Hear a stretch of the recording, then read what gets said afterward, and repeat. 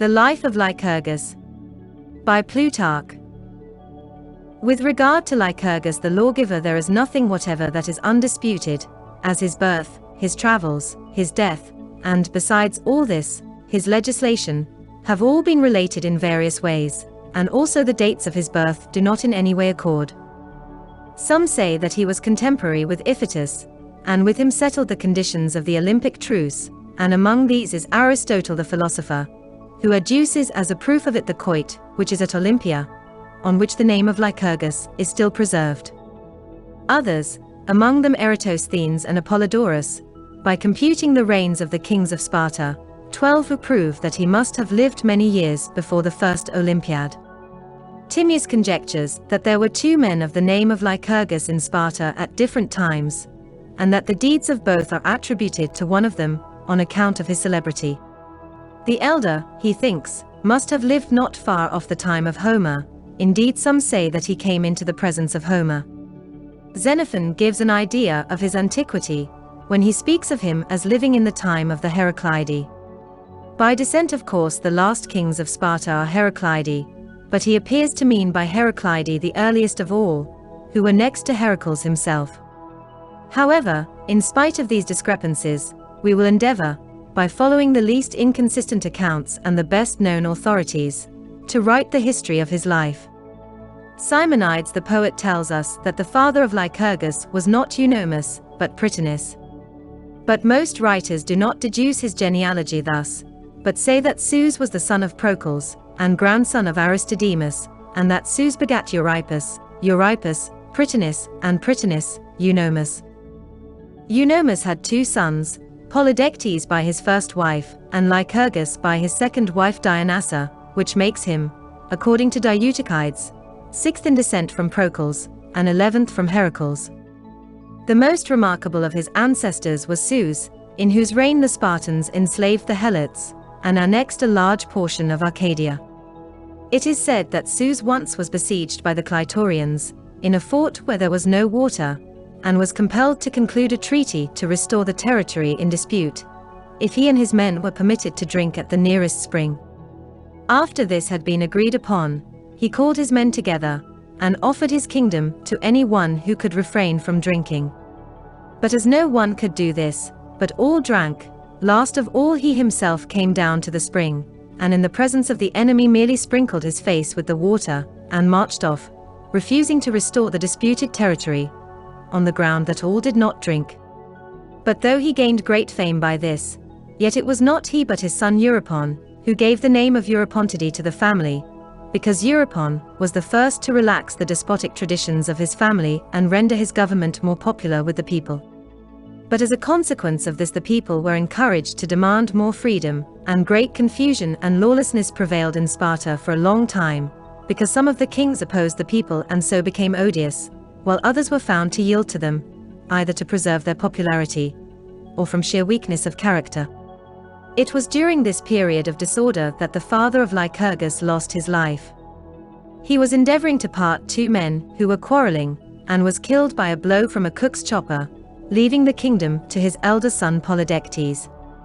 He also died after a short time, and as all thought, Lycurgus ought to have been the next king. And he did indeed reign until his brother's wife was found to be pregnant, but as soon as he heard this, he surrendered the crown to the child, if it should be a boy, and merely administered the kingdom as guardian for the child. The Lacedaemonian name for the guardian of a royal orphan is Prodicus. Now the queen made a secret proposal to him, that she should destroy her infant and that they should live together as king and queen. Though disgusted at her wickedness, he did not reject the proposal, but pretended to approve of it. He said that she must not risk her life and injure her health by procuring abortion, but that he would undertake to do away with the child. Thus he deluded her until her confinement, at which time he sent officials and guards into her chamber with orders to hand the child over to the women, if it was a girl, and to bring it to him, whatever he might be doing, if it was a boy. He happened to be dining with the Archons when a male child was born, and the servants brought it to him. He is said to have taken the child and said to those present, "A king is born to you, O Spartans," and to have laid him down in the royal seat and named him Charalaus, because all men were full of joy admiring his spirit and justice. He was king for 8 months in all, and was much looked up to by the citizens, who rendered a willing obedience to him, rather because of his eminent virtues than because he was regent with royal powers. There was, nevertheless, a faction which grudged him his elevation and tried to oppose him, as he was a young man. They consisted chiefly of the relatives and friends of the Queen Mother, who considered that she had been insultingly treated, and her brother Leonidas once went so far in his abusive language as to hint to Lycurgus that he knew that he meant to be king, throwing the suspicion upon Lycurgus, if anything should happen to the child, that he would be supposed to have managed it. This sort of language was used by the Queen Mother also, and he, grieved and alarmed, decided to avoid all suspicion by leaving the country and traveling until his nephew should be grown up and have an heir born to succeed him. With this intention he set sail, and first came to Crete, where he studied the constitution and mixed with the leading statesmen. Some part of their laws he approved and made himself master of, with the intention of adopting them on his return home, while with others he was dissatisfied. One of the men, who had a reputation there for learning and statecraft, he made his friend, and induced him to go to Sparta. This was Thales, who was thought to be merely a lyric poet, and who used this art to conceal his grave requirements, being in reality deeply versed in legislation. His poems were exhortations to unity and concord in verse, breathing a spirit of calm and order, which insensibly civilized their hearers, and by urging them to the pursuit of honorable objects, led them to lay aside the feelings of party strife, so prevalent in Sparta, so that he may be said in some degree to have educated the people and prepared them to receive the reforms of Lycurgus. From Crete Lycurgus sailed to Asia Minor, wishing, it is said, to contrast the thrifty and austere mode of life of the Cretans with the extravagance and luxury of the Ionians, as a physician compares healthy and diseased bodies, and to note the points of difference in the two states. There, it seems, he first met with the poems of Homer, which were preserved by the descendants of Creophilus, and observing that they were no less useful for politics and education than for relaxation and pleasure, he eagerly copied and compiled them, with the intention of bringing them home with him. There was already some dim idea of the existence of these poems among the Greeks, but few possessed any portions of them, as they were scattered in fragments, but Lycurgus first made them known. The Egyptians suppose that Lycurgus visited them also, and that he especially admired their institution of a separate caste of warriors. This he transferred to Sparta, and by excluding working men and the lower classes from the government, made the city a city indeed, pure from all admixture. Some Greek writers corroborate the Egyptians in this, but as to Lycurgus having visited Libya and Iberia, or his journey to India and meeting with the gymnosophists, or naked philosophers, there no one that we know of tells this except the Spartan Aristocrates, the son of Hipparchus.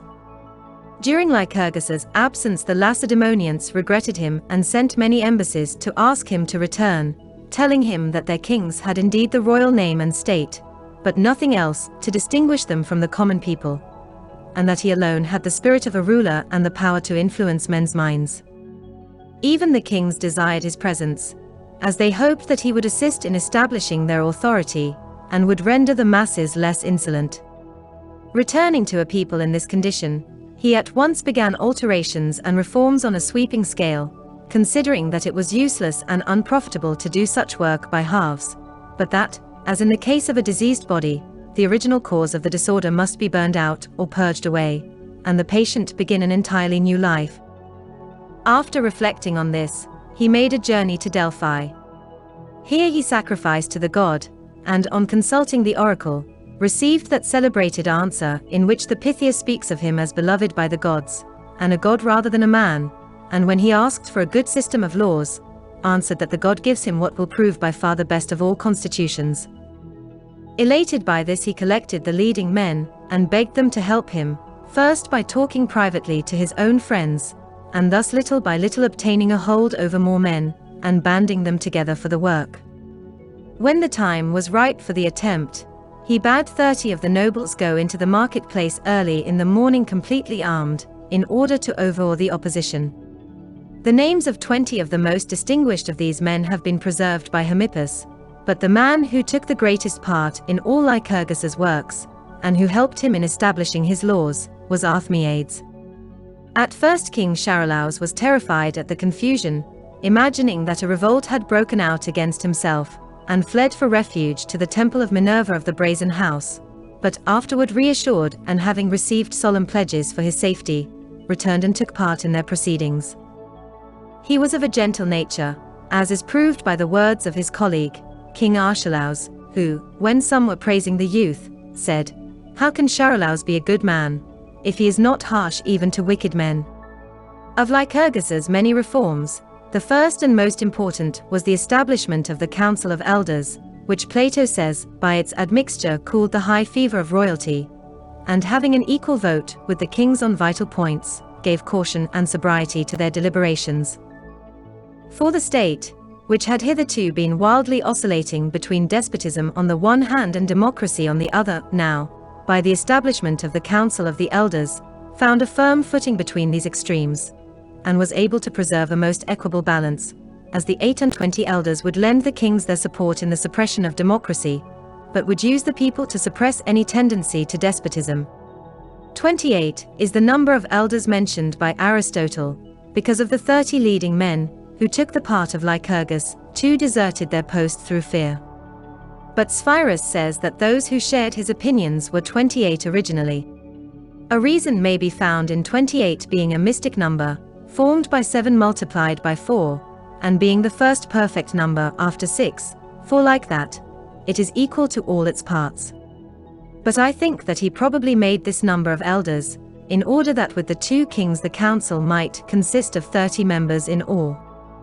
Lycurgus was so much interested in this council as to obtain from Delphi an oracle about it, called the Rhetra, which runs as follows: "After you have built a temple to Zeus of Greece and Athene of Greece, and have divided the people into tribes and urbs, you shall found a council of 30, including the chiefs, and shall from season to season apelazine the people between Barbaca and Nakian, and their propound measures and divide upon them, and the people shall have the casting vote and final decision."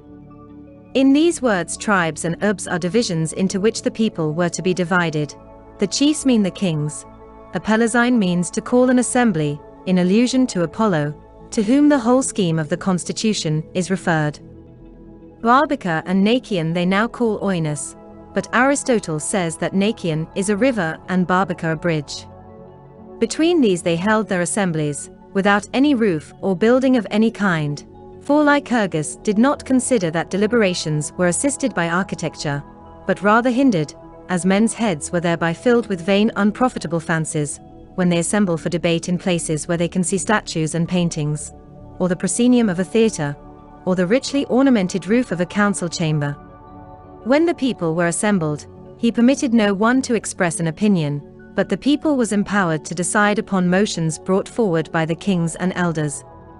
But in later times, as the people made additions and omissions, and so altered the sense of the motions before them, the kings, Polydorus and Theopompus, added these words to the Rhetra, "And if the people shall decide crookedly, the chiefs and elders shall set it right." That is, they made the people no longer supreme, but practically excluded them from any voice in public affairs, on the ground that they judged wrongly. However, these kings persuaded the city that this also was ordained by the god. This is mentioned by Tertius in the following verses. "They heard the god, and brought from Delphi home Apollo's oracle, which thus did say, that over all within fair Sparta's realm, the royal chiefs in council should bear sway.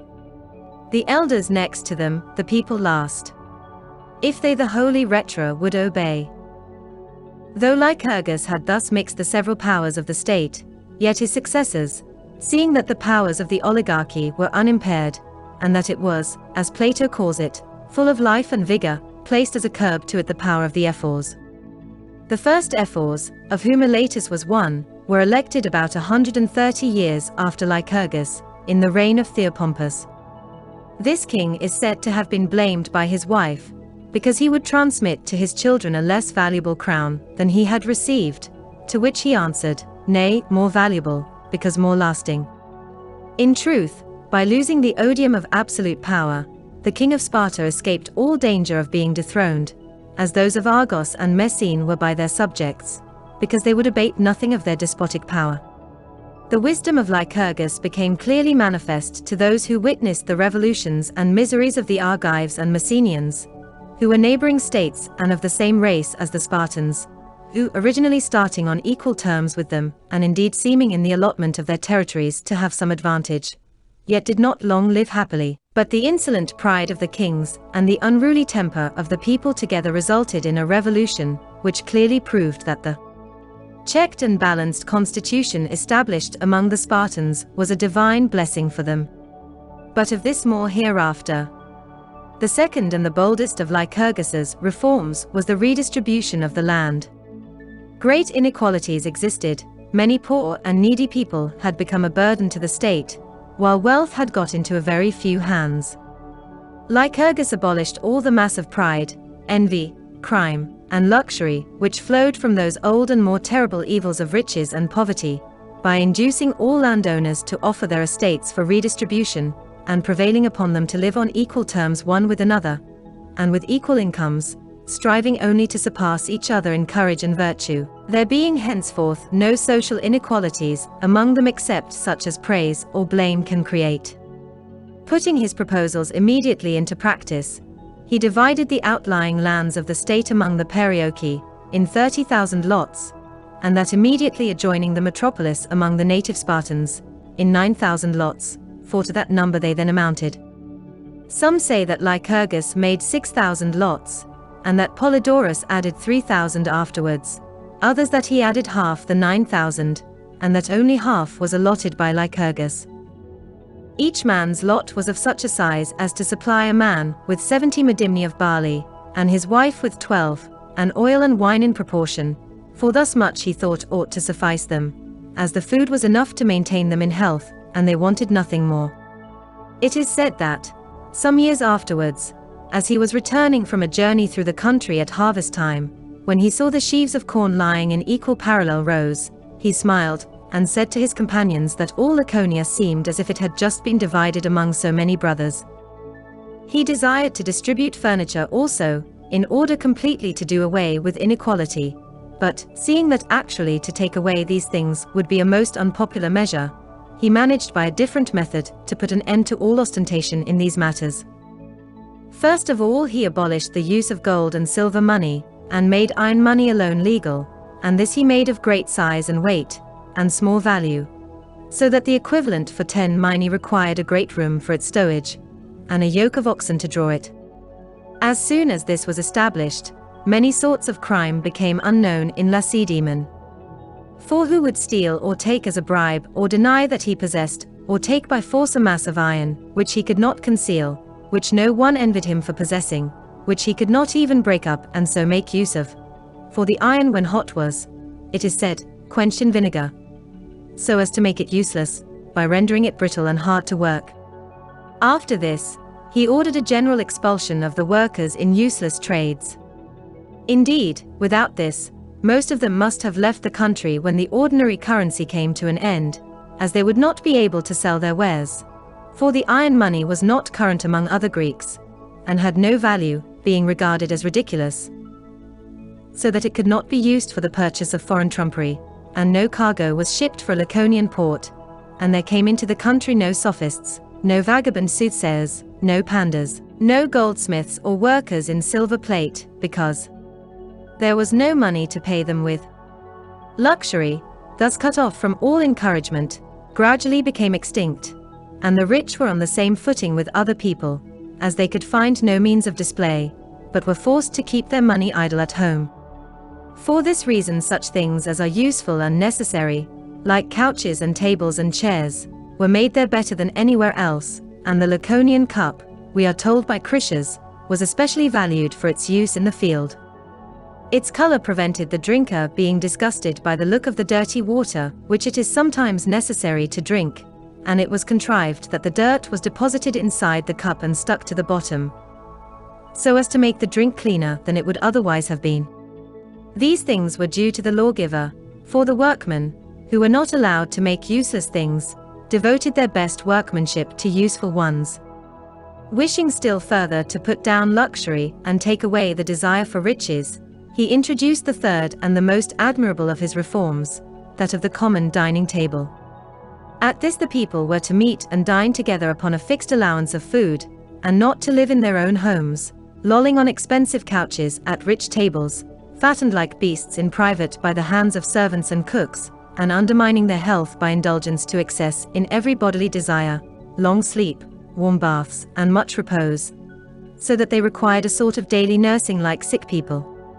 This was a great advantage, but it was a greater to render wealth valueless, and as Theophrastus says, to neutralize it by their common dining table and the simplicity of their habits.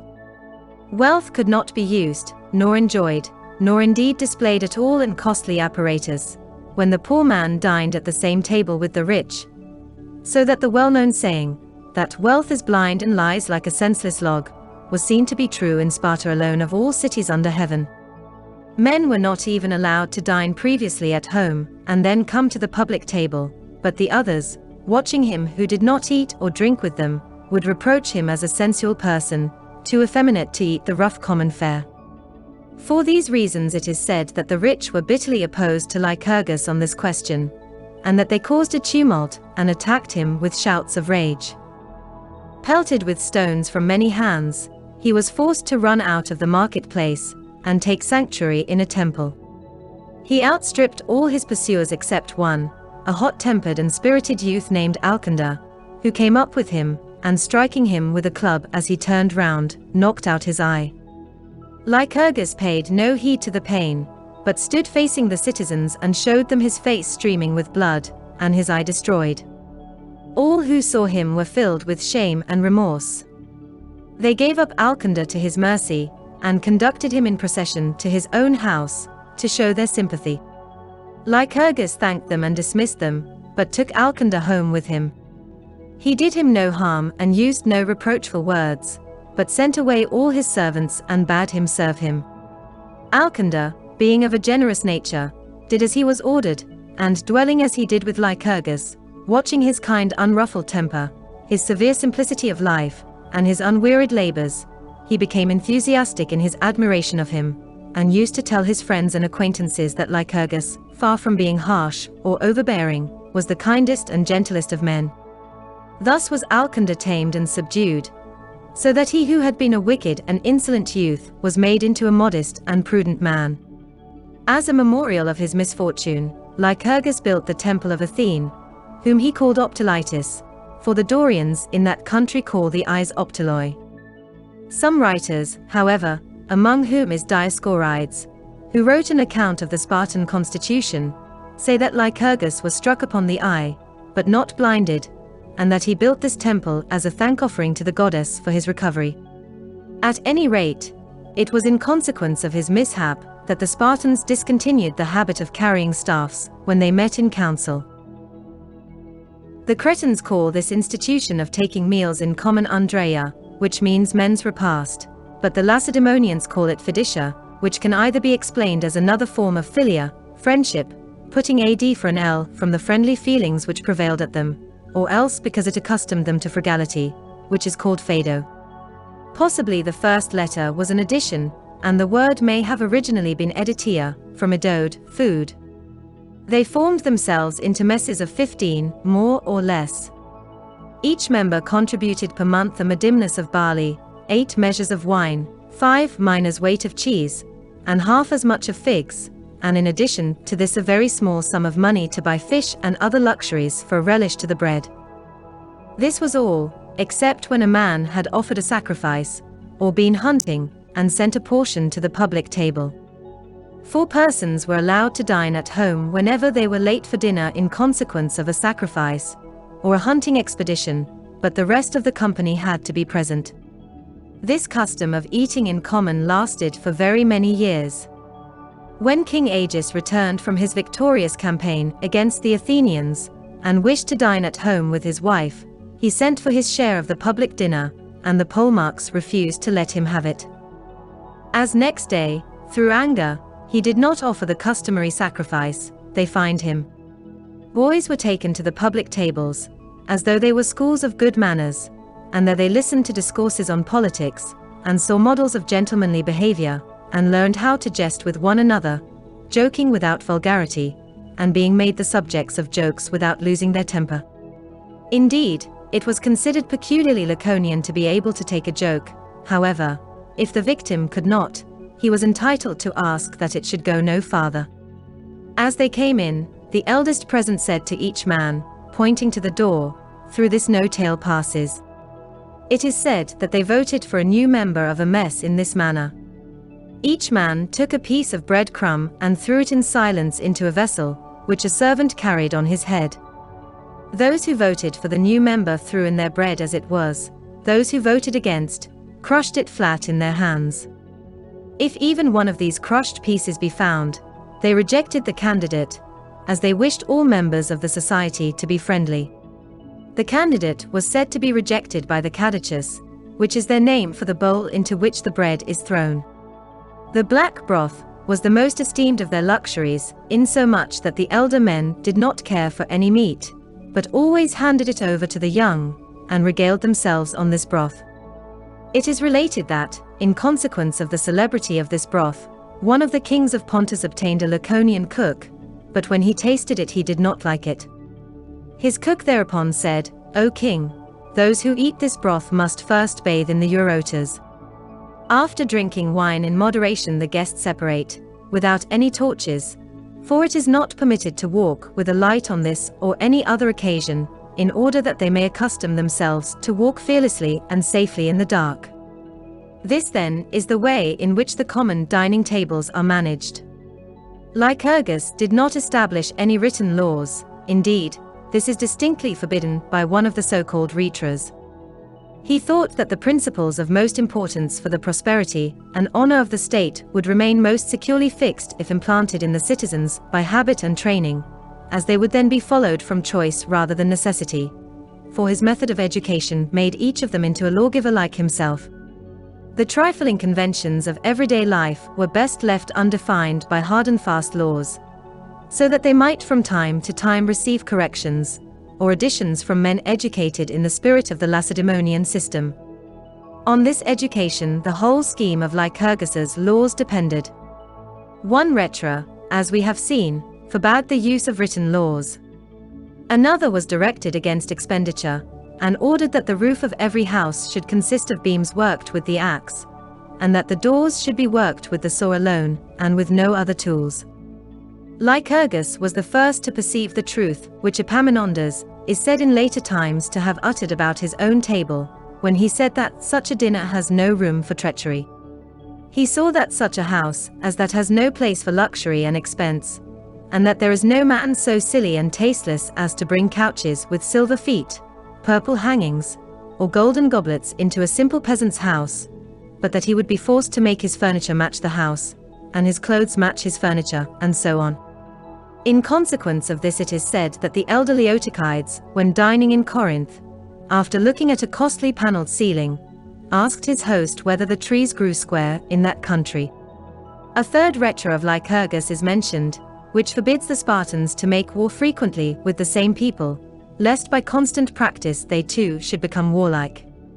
And this especial accusation was subsequently brought against King Agesilaus in later times, that, by his frequent and long-continued invasions of Boeotia, he made the Thebans a match for the Lacedaemonians, for which cause Antalcidas, when he saw him wounded, said, "The Thebans pay you well for having taught them to fight, which they were neither willing nor able to do before." Maxims of this sort they call Rhetras, which are supposed to have a divine origin and sanction. Considering education to be the most important and the noblest work of a lawgiver, he began at the very beginning, and regulated marriages, and the birth of children.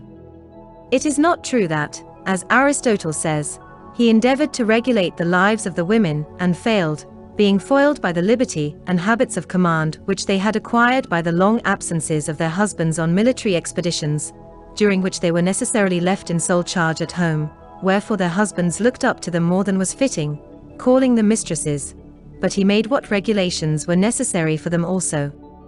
He strengthened the bodies of the girls by exercise in running, wrestling, and hurling quoits or javelins, in order that their children might spring from a healthy source, and so grow up strong, and that they themselves might have strength, so as easily to endure the pains of childbirth. He did away with all affectation of seclusion and retirement among the women, and ordained that the girls, no less than the boys, should go naked in processions, and dance and sing at festivals in the presence of the young men. The jokes which they made upon each man were sometimes of great value as reproofs for ill conduct, while, on the other hand, by reciting verses written in praise of the deserving, they kindled a wonderful emulation and thirst for distinction in the young men.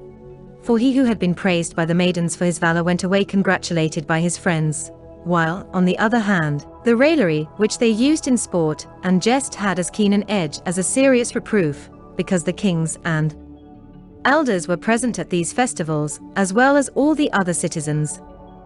This nakedness of the maidens had in it nothing disgraceful, as it was done modestly, not licentiously, producing simplicity, and teaching the women to value good health, and to love honor and courage no less than the men. This it was that made them speak and think as we are told Gorgo, the wife of Leonidas, did. Some foreign lady, it seems, said to her, "You Laconian women are the only ones that rule men."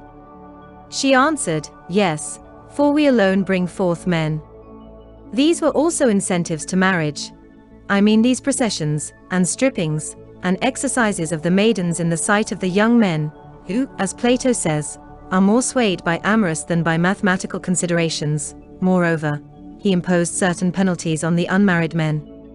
They were excluded from the festival of the Gymnopaedia, in honor of Athene, and the magistrates ordered them during winter to walk naked round the marketplace, and while doing so to sing a song written against themselves, which said that they were rightly served for their disobedience to the laws, and also they were deprived of the respect and observance paid by the young to the elders.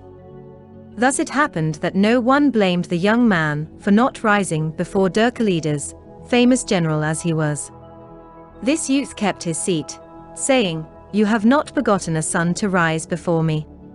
Their marriage custom was for the husband to carry off his bride by force. They did not carry off little immature girls, but grown-up women, who were ripe for marriage.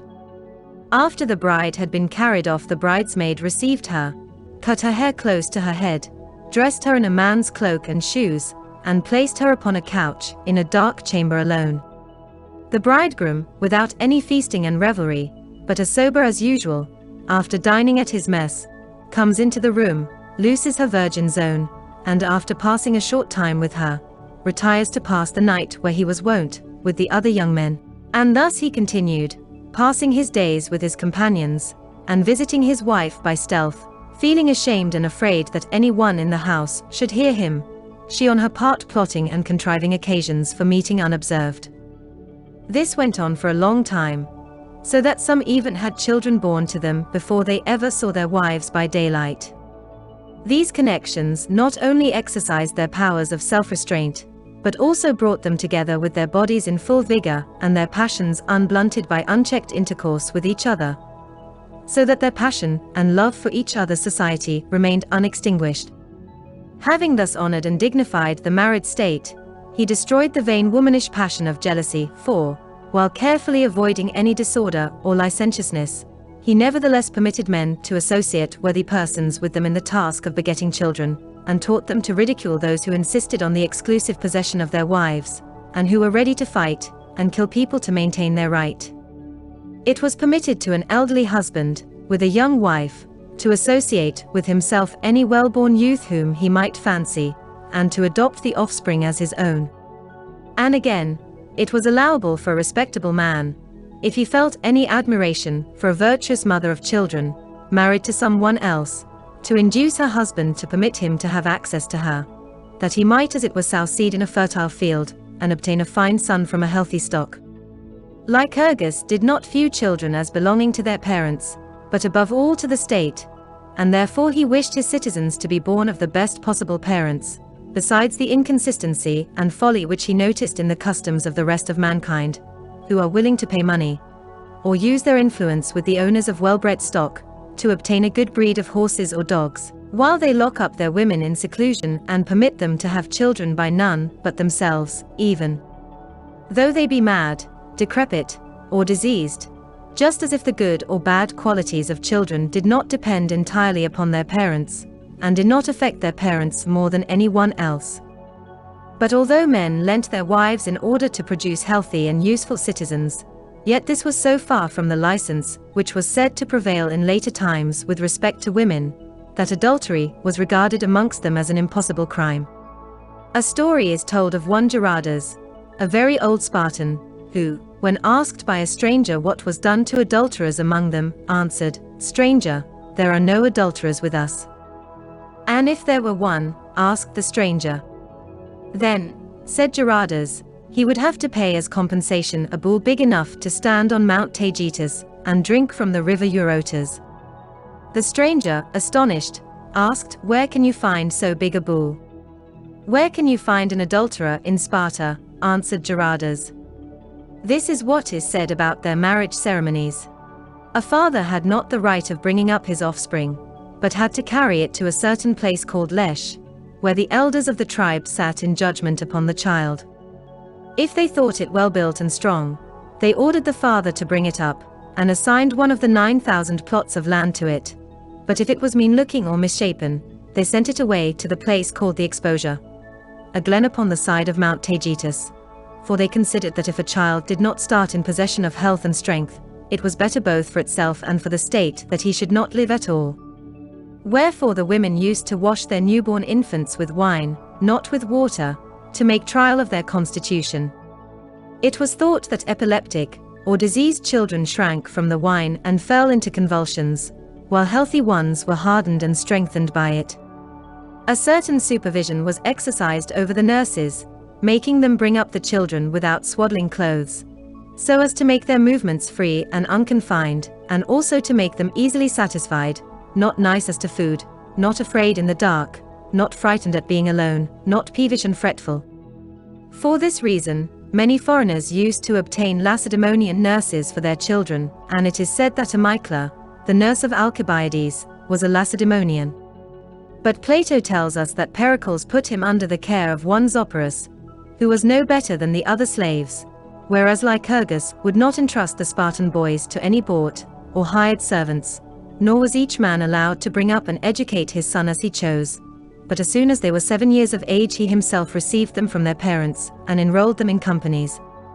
Here they lived and messed in common, and were associated for play and for work.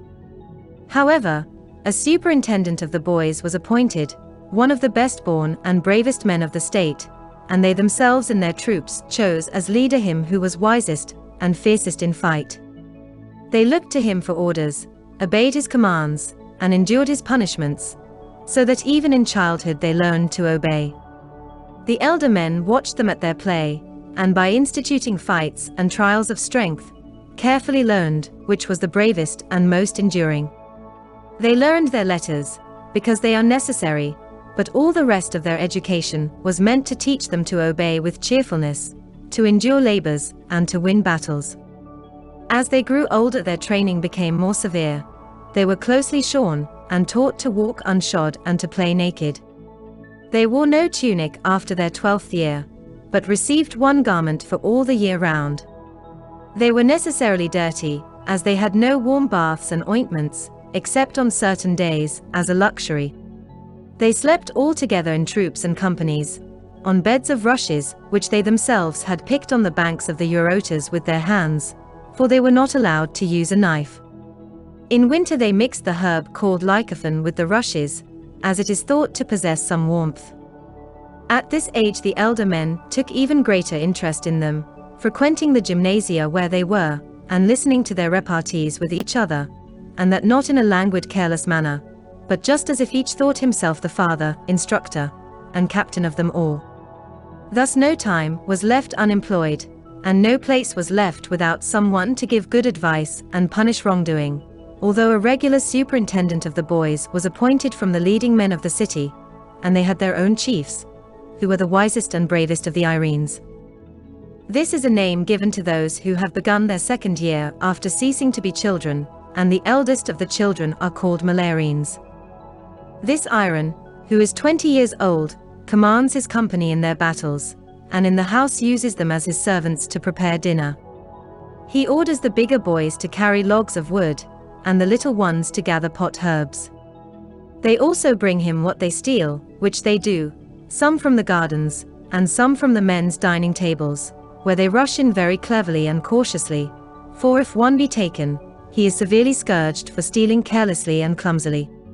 They also steal what victuals they can, learning to take them from those who are asleep or off their guard. Whoever is caught is punished by stripes and starvation. Their meals are purposely made scanty, in order that they may exercise their ingenuity and daring in obtaining additions to them. This is the main object of their shortcomings, but an incidental advantage is the growth of their bodies, for they shoot up in height, when not weighed down and made wide and broad by excess of nutriment. This also is thought to produce beauty of figure, for lean and slender frames develop vigor in the limbs, whereas those which are bloated and overfed cannot attain this, from their weight.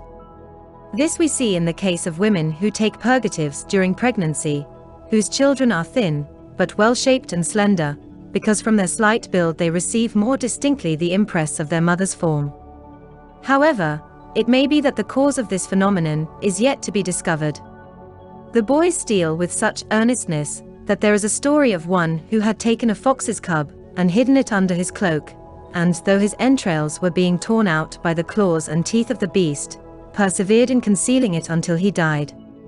This may be believed from what the young men in Lacedaemon do now, for at the present day I have seen many of them perish under the scourge, at the altar of Diana or Theas.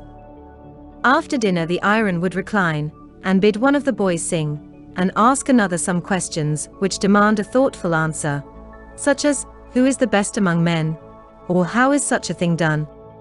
By this teaching they began even in infancy to be able to judge what is right, and to be interested in politics, for not to be able to answer the questions, who is a good citizen, or who is a man of bad repute, was thought to be the sign of a stupid and unaspiring mind. The boy's answer was required to be well reasoned, and put into a small compass. He who answered wrongly was punished by having his thumb bitten by the iron. Often when elders and magistrates were present the iron would punish the boys, if only he showed that it was done deservedly and with method. He never was checked while punishing, but when the boys were gone, he was called to account if he had done so either too cruelly or too remissly. The lovers of the boys also shared their honor or disgrace. It is said that once when a boy in a fight let fall an unmanly word, his lover was fined by the magistrates. Thus was love understood among them, for even fair and honorable matrons loved young maidens, but none expected their feelings to be returned. Rather did those who loved the same person make it a reason for friendship with each other, and vie with one another in trying to improve in every way the object of their love.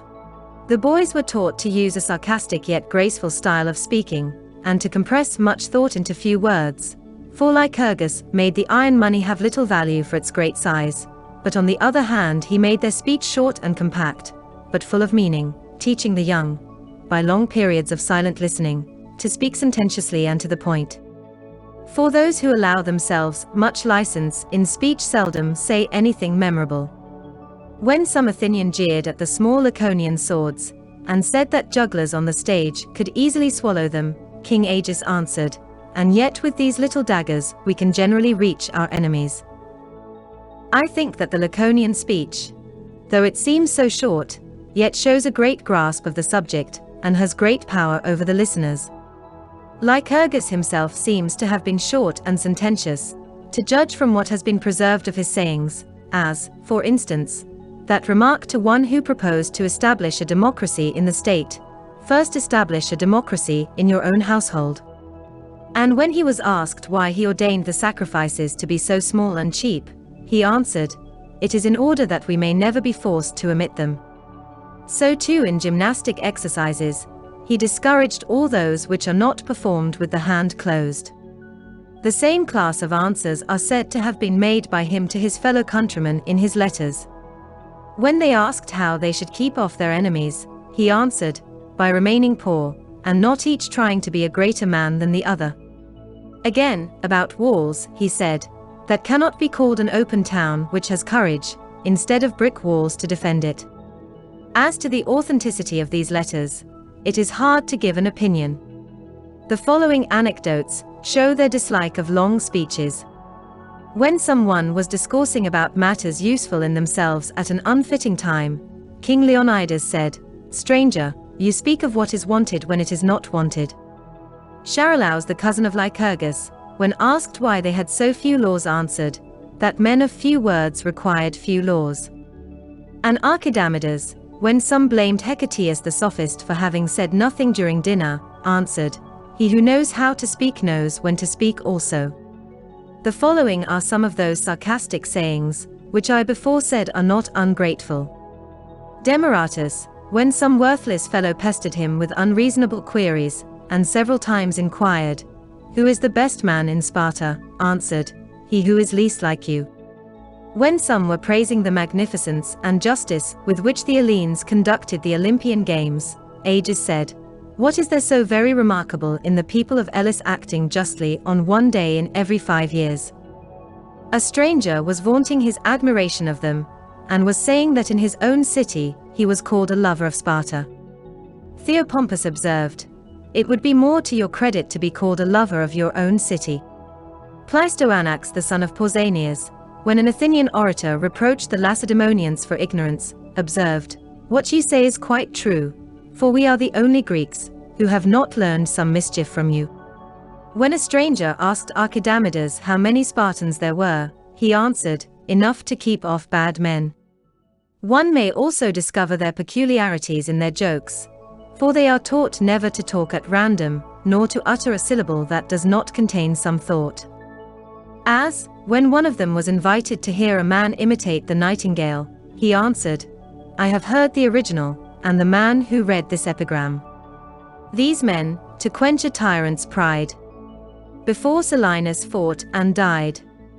These men, said he, deserved to die, for, instead of quenching it, they should have let it burn itself out." When a young man was promised a present of cocks that would fight till they died, he said, "I had rather have some that will fight and kill their foes." This was the style of their talk, so that some have well said that philosophy is more truly Laconian than gymnastic exercises.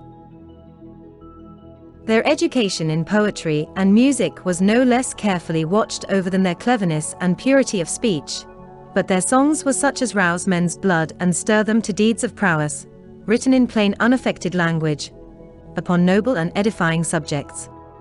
For the most part they consisted of panegyrics upon those who had been happy enough to die for their country, reproaches of cowards for living a miserable life, and encouragement to bravery suitable to those of all ages. A good instance of this is that on festivals when there are 3 choruses, that of the old men first sang, "We once were lusty youths and tall." Then that of the young men sang, "We still are stout, come, try a fall." And the third, that of the children, rejoined, "But we'll be stronger than you all." Indeed, if one pays any attention to such Laconian poetry, as is still extant, and to the march music, which was played on the flutes, when they were going to meet their enemies, it becomes clear that Terpander and Pindar were right in connecting poetry with bravery. The former speaks thus of the Lacedaemonians, "Where the youths are bold with the spear, and the voice of the muse is clear, and justice to all is dear." And Pindar says of them, "Where the old are wise in counsel, and the young are brave in fight, where song and dance are honored, on many a festal night." For they represent them as being most warlike, and at the same time most poetical. The sword with song full well combines, as the Laconian poet says. Even in their battles the king first sacrificed to the muses, to remind them, it would appear, of their education and their former contests, that they may be bold in danger, and do deeds worthy of record in the fight. In time of war, too, they relaxed their strict rules and allowed their young men to dress their hair and ornament their shields and costumes, taking a pride in them such as one does in high-mettled horses. For this reason, although they all let their hair grow long after the age of puberty, yet it was especially in time of danger that they took pains to have it smooth and evenly parted, remembering a saying of Lycurgus about the hair, that it made a well-looking man look handsomer, and an ugly man look more ferocious. During a campaign, they made the young men perform less severe gymnastic exercises, and allowed them to live a freer life in other respects, so that, for them alone of all mankind, war was felt as a relief from preparation for war. When their array was formed and the enemy were in sight, the king used to sacrifice a kid, and bid them all put on garlands, and the pipers to play the hymn to Castor. Then he himself began to sing the paean for the charge. So that it was a magnificent and terrible spectacle to see the men marching in time to the flutes, making no gap in their lines, with no thought of fear, but quietly and steadily moving to the sound of the music against the enemy. Such men were not likely to be either panic-stricken or overconfident, but had a cool and cheerful confidence, believing that the gods were with them. With the king used to march into battle a Spartan, who had won a crown in the public games of Greece. It is said that one of them was offered a mighty bribe at Olympia, but refused to take it, and with great trouble threw his adversary in the wrestling match. Someone then asked him, "Laconian, what have you gained by your victory?" The man, smiling with delight, answered, "I shall fight in front of the king in the wars." After they had routed their enemy and gained the victory, they were wont to pursue so far as to render their success secure, and then to draw off, as they did not think it manly, or befitting a Greek, to cut down and butcher those who could fight no longer. This was not merely magnanimous, but very useful to them, for their enemies, knowing that they slew those who resisted, but spared those who gave way, often judged it better for themselves to flee than to stand their ground. The sophist Hippias states that Lycurgus himself was a great warrior, and took part in many campaigns, and Philostephanus even attributed to Lycurgus the division of the cavalry into the troops called ulamos. This, according to him, consisted of a troop of 50 horsemen drawn up in a square. Demetrius Phalereus, on the other hand, says that he had no experience in war, and arranged the whole constitution in time of peace.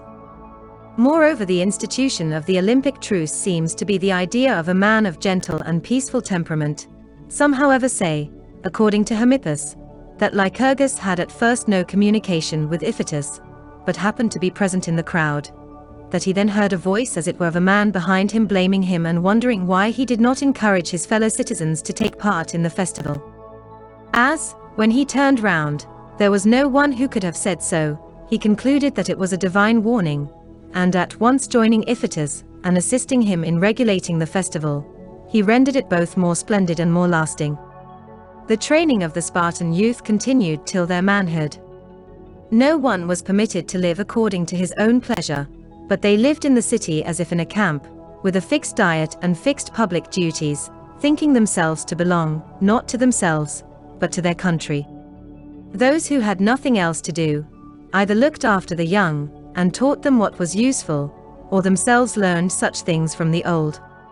For ample leisure was one of the blessings with which Lycurgus provided his countrymen, seeing that they were utterly forbidden to practice any mechanical art, while money-making and business were unnecessary, because wealth was disregarded and despised.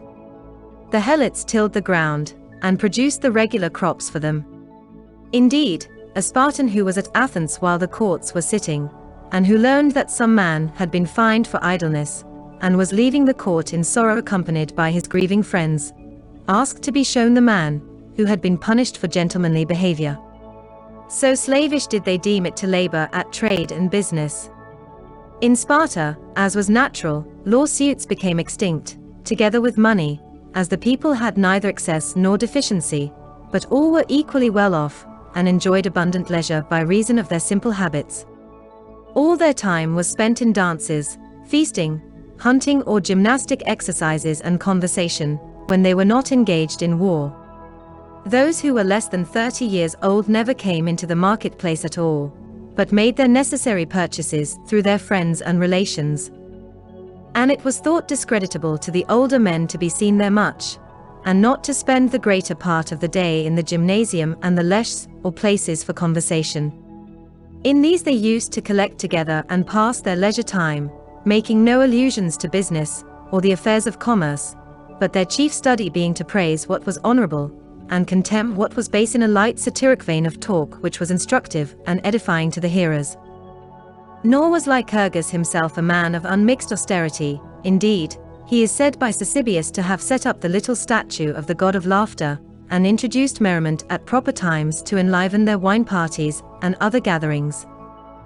In a word, he trained his countrymen neither to wish nor to understand how to live as private men, but, like bees, to be parts of the commonwealth, and gather round their chief, forgetting themselves in their enthusiastic patriotism, and utterly devoted to their country. This temper of theirs we can discern in many of their sayings. Patriotism, when not elected into the 300, went away rejoicing that the city possessed 300 better men than himself. Polycratidas, when he went with some others on a mission to the generals of the great king, was asked by them if he and his party came as private persons, or as ambassadors. He answered, as ambassadors, if we succeed, as private men, if we fail. And when some citizens of Amphipolis came to Lacedaemon, and went to see the mother of Brasidas, Argileonis, she asked them whether Brasidas died bravely and worthily of Sparta. When they praised him to excess, and said that he had not left his like behind, she said, "Say not so, strangers, Brasidas was a noble and a gallant man, but Sparta has many better than he." Lycurgus himself composed his senate, as we have seen, of the persons who took part in his plot, and in future be ordained that vacancies should be filled up by those men, upwards of 60 years of age, who were adjudged to be the most worthy. This seemed the greatest prize in the world, and also the most difficult to obtain, for it was not merely that a man should be adjudged swiftest of the swift, or strongest of the strong, but he had to be chosen as the best and wisest of all good and wise men, and as a prize, was to obtain power to regulate the morals of the state, as he was entrusted with powers of life and death, and disfranchisement, and with all the highest penalties. The elections took place as follows. The citizens were all assembled, and certain men were placed in a building close by, where they could neither see nor be seen, but merely hear the shouts of the general assembly. They decided these, as indeed they did other contests, by shouts of approval, not of all at once, but lots were cast, and each candidate in the order denoted by his lot came forward and silently walked through the assembly. The men locked up in the building had writing materials, and noted down who was cheered most loudly, not knowing who each man was, beyond that he was first, second, third, and so on, of the candidates. They then told the number of the man for whom there had been most voices, and he crowned himself with a garland and offered sacrifice to the gods, followed by many of the young men, who congratulated him, and by many women, who sang songs praising his virtues and his felicity. As he went from one temple to another, each of his relatives used to offer him food, saying, "The state honors you with this banquet." But he would pass by them all, and go to his usual mess table. Here nothing uncommon took place, except that he was given a second ration, which he took away with him, and after dinner, the women of his own family being at the doors of the mess room, he would call for the one whom he wished to honor, and give her his portion, saying that he had received it as a prize, and gave it to her as such. This caused her to be greatly envied by the other women. Moreover, he made excellent regulations about funerals. In the first place, he abolished all silly superstition, and raised no objections to burial in the city, and to placing tombs near the temples, in order to accustom the young to such sights from their infancy, so that they might not feel any horror of death, or have any notion about being defiled by touching a dead body, or walking among tombs. Next, he permitted nothing to be buried with the dead, but they placed the body in the grave, wrapped in a purple cloth, and covered with olive leaves. It was not permitted to inscribe the name of the deceased upon his tomb, except in the case of men who had fallen in war, or of women who had been priestesses. A short time was fixed for mourning, 11 days. On the 12th they were to sacrifice to Demeter, Ceres, and cease from their grief.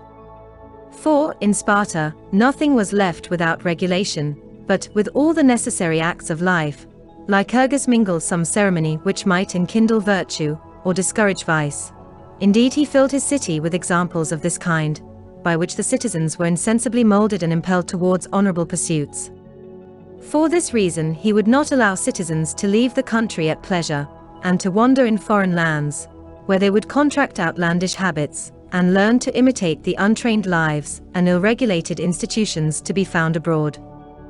Also, he banished from Lacedaemon all strangers who were there for no useful purpose, not, as Thucydides says, because he feared they might imitate his constitution and learn something serviceable for the improvement of their own countries, but rather for fear that they might teach the people some mischief.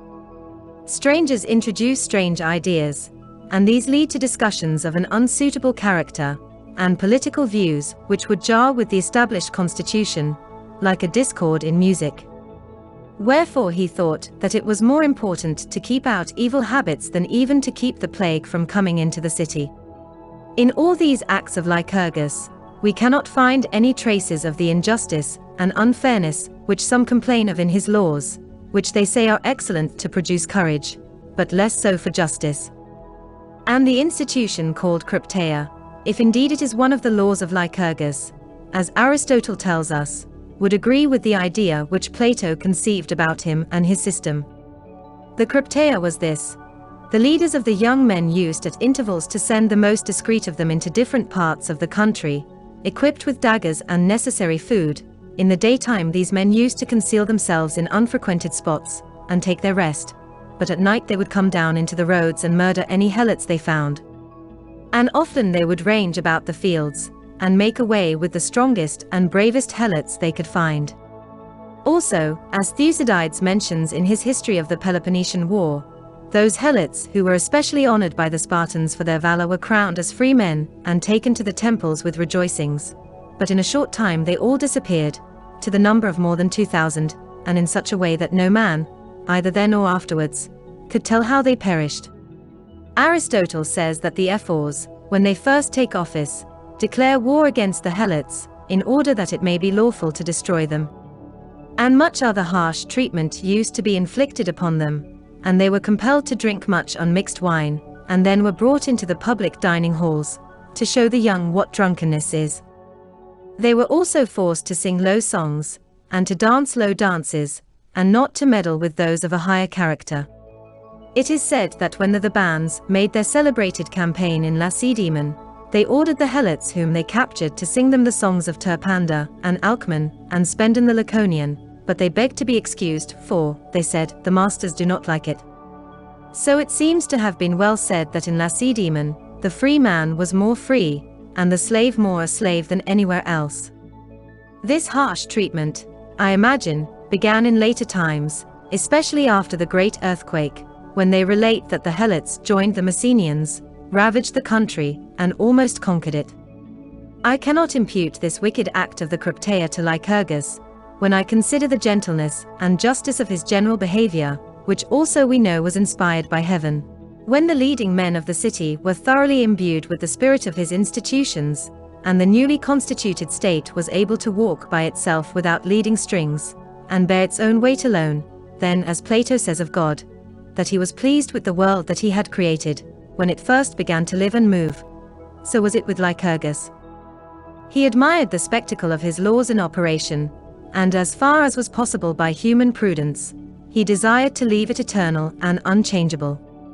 He assembled all the citizens, and told them that the city was now fairly well provided with materials for happiness and virtue, but that he would not bestow upon them the most valuable gift of all, until he had taken counsel with heaven.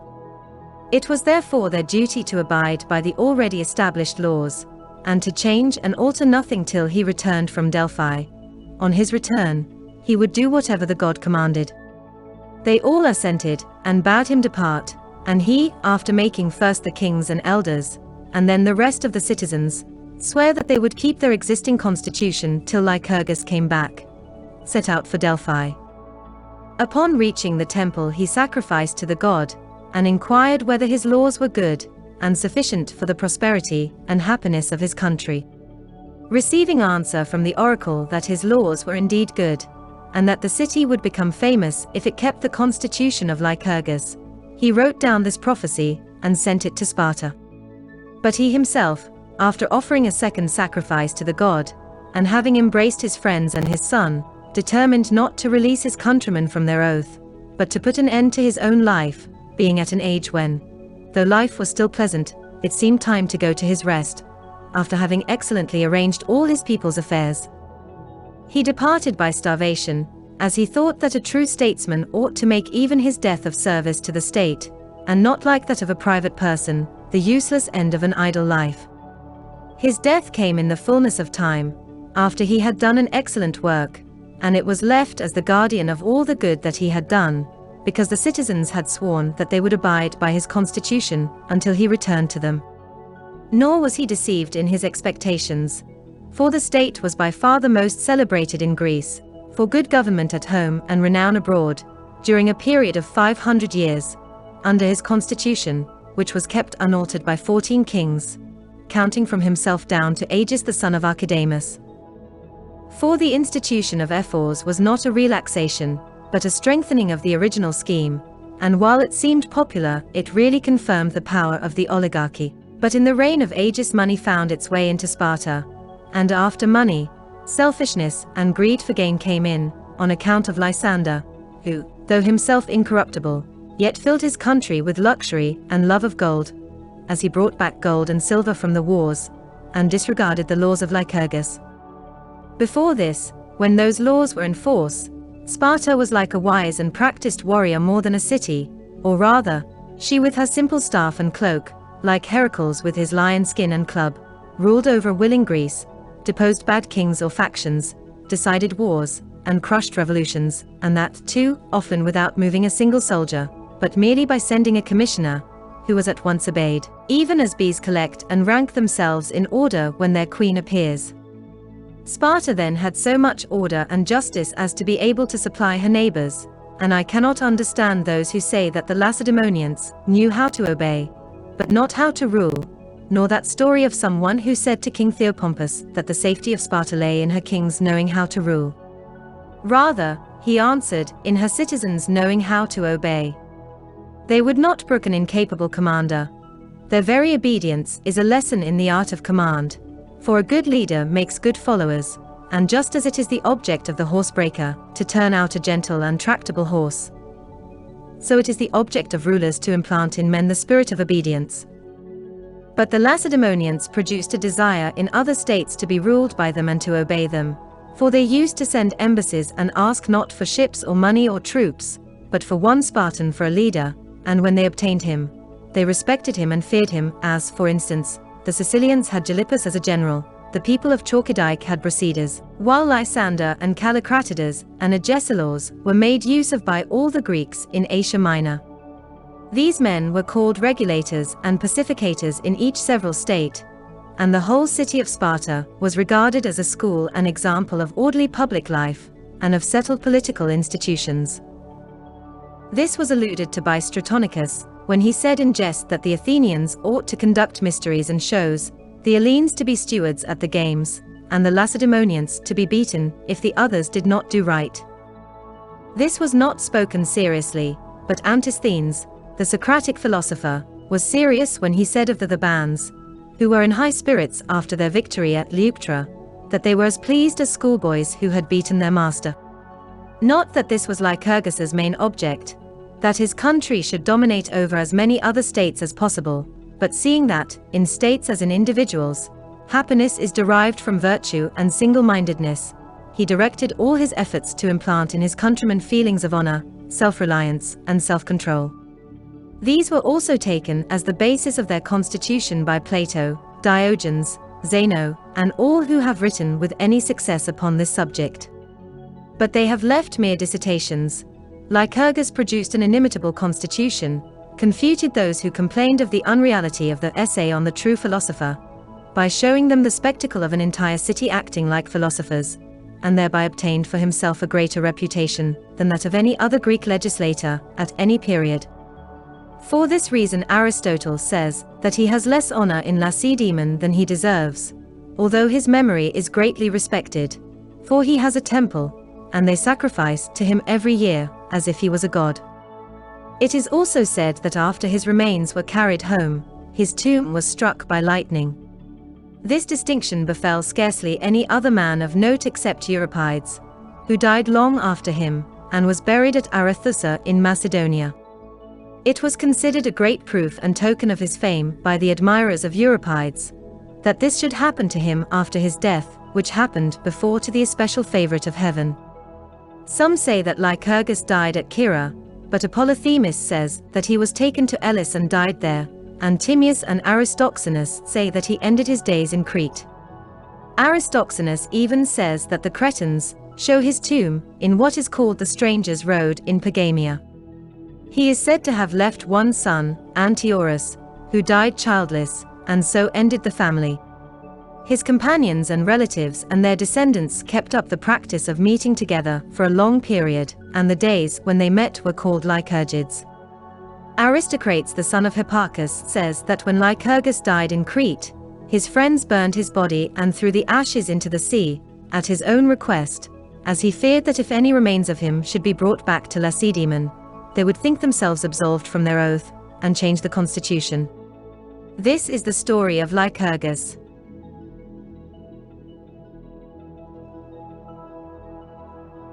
Thank you for watching. If you enjoyed this content, please let us know by hitting the like and subscribe buttons.